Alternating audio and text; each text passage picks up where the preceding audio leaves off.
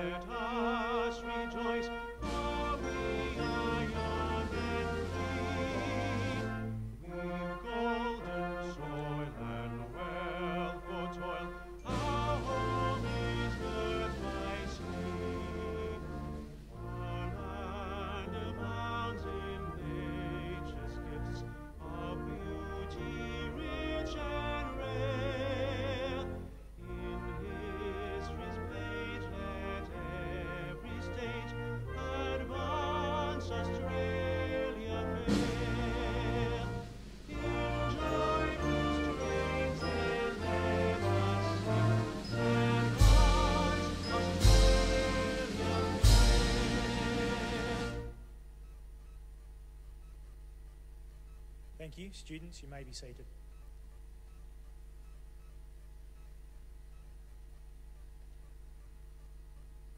The Australian War Memorial was the vision of Charles Bean, Australia's First World War official historian.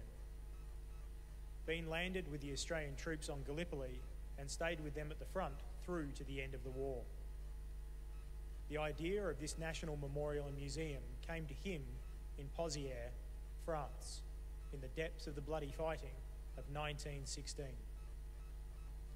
Bean's idea was that this would be a place where families and friends could mourn loved ones buried in faraway lands.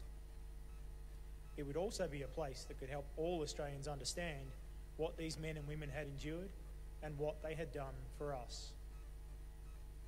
Bean's vision, to which we remain true, is best expressed as inscribed in the entrance to the memorial's galleries. Here is their spirit, in the heart of the land they loved, and here we guard the record which they themselves made. Tonight we will read the story behind just one of those on the Roll of Honour, which lists the names of more than 102,000 men and women who have given their lives for us in war and operations for more than a century. But first, we present a lament, Flowers of the Forest. Wreaths or floral tributes will now be laid at the base of the pool of reflection.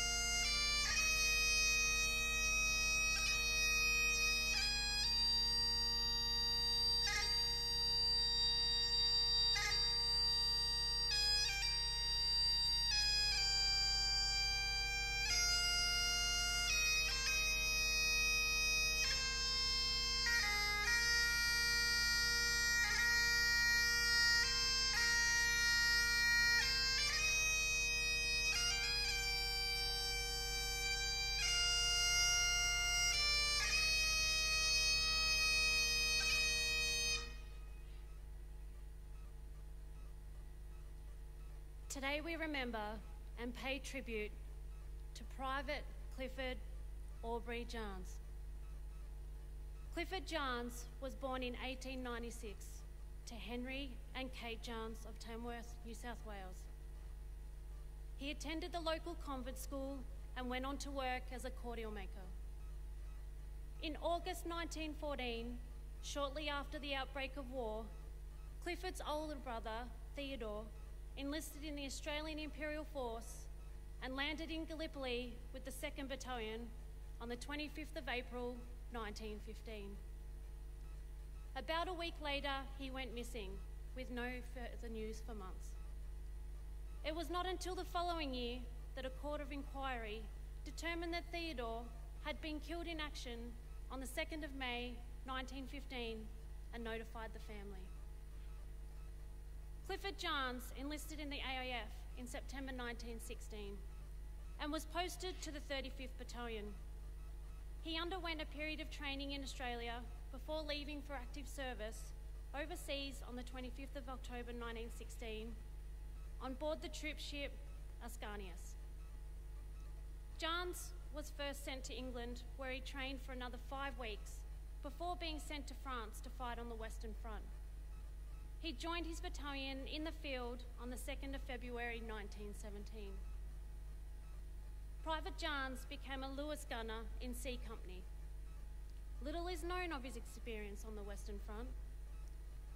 Nearly 4 months after his arrival, the 35th Battalion was in support trenches at Ploegstadt Wood. Private Jahns was in a dugout with 6 or 7 other soldiers and was probably sleeping when a German artillery shell blew up the shelter at around 2:30 in the morning. Several men of the 35th ran to dig the men out, but several were killed or died later from their wounds. One of those killed outright was Private Clifford Jahns. One of his mates from Tamworth, Private Arthur Leslie, came over just as Jahns' body was carried out. He later wrote to Clifford's mother to say, "You can imagine the shock I got. Well, Mrs. Jahns, I can say that he died in his sleep with his arms folded and a smile on his face." Leslie wrote in the weeks that followed, "We all missed him, as he was the best mate one could have. He was also happy in and out of the trenches until death parted us." Clifford Jahns was buried in the nearby Strand Military Cemetery. He was 21 years old. His name is listed on the Roll of Honour on my right, amongst almost 62,000 Australians who died while serving in the First World War. This is but one of the many stories of service and sacrifice told here at the Australian War Memorial. We now remember Private Clifford Aubrey Jahns, who gave his life for us, for our freedoms, and in the hope of a better world.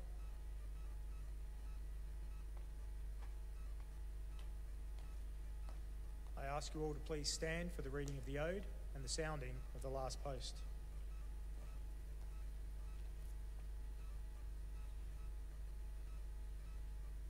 They shall grow not old, as we that are left grow old. Age shall not weary them, nor the years condemn. At the going down of the sun and in the morning, we will remember them. We will remember them.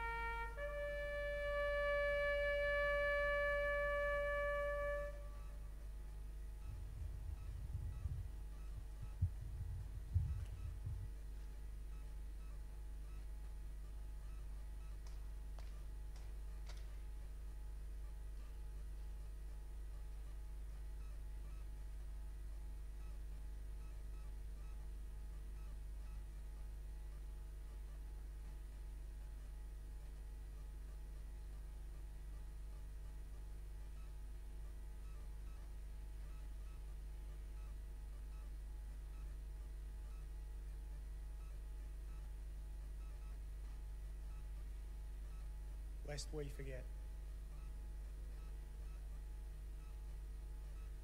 We leave you this evening with the words of the memorial's founder, Charles Bean. Many a man lying out there at Poziere or in the low scrub at Gallipoli with his poor, tired senses barely working through the fever of his brain has thought in his last moments, well, it's over. But in Australia, they will be proud of this. Ladies and gentlemen, girls and boys, that concludes the last post ceremony. We thank you for visiting the Australian War Memorial and wish you all a very good evening.